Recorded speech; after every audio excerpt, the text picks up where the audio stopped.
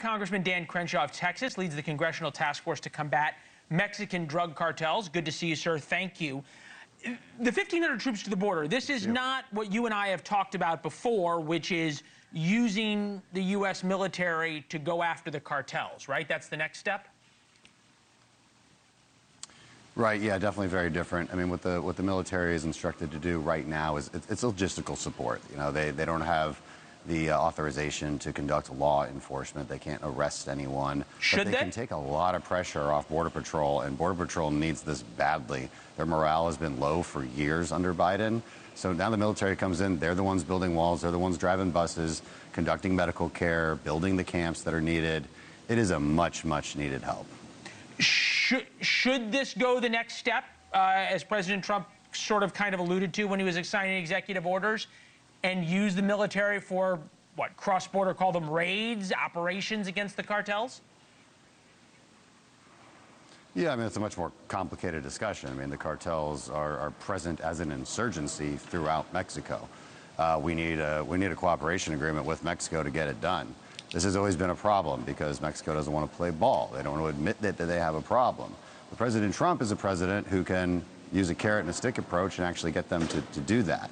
We do a little bit with the Mexican government right now, but yes, we need to do a lot more. They need our support. They need our expertise. They need our close air support, our weaponry, our special forces to help them, their special forces, take down a lot of the leadership and attack it in what we would call network operations. You know, not just the guys at the top, but also all the facilitators in the middle.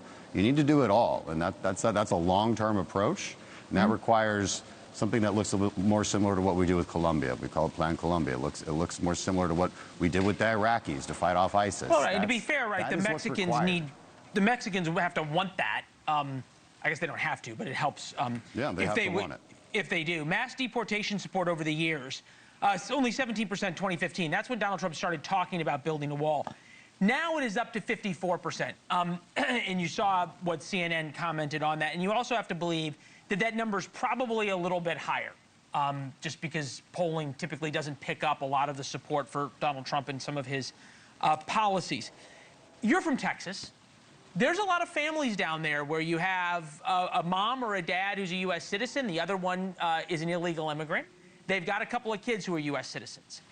How much do you worry that as these enforcement actions, raids, call them whatever you want, continue, that the media is not going to focus on the hardened criminals who are being sent home and the rapists and the drug dealers, but on one or two families where there's someone who otherwise has not committed any crimes, but is here illegally, gets deported, and that's going to suddenly become the cause celeb, and those support numbers go like that?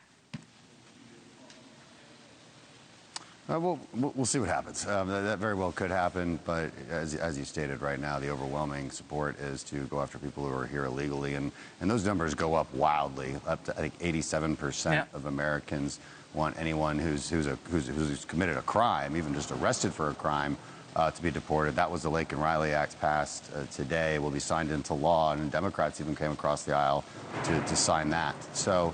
And that's not because they've changed wildly on immigration. It's because they see those polling numbers and they see how much Americans want people deported who have broken the law. I think everyone realizes that causes a magnet here. If there's no consequences for action, it'll just keep happening.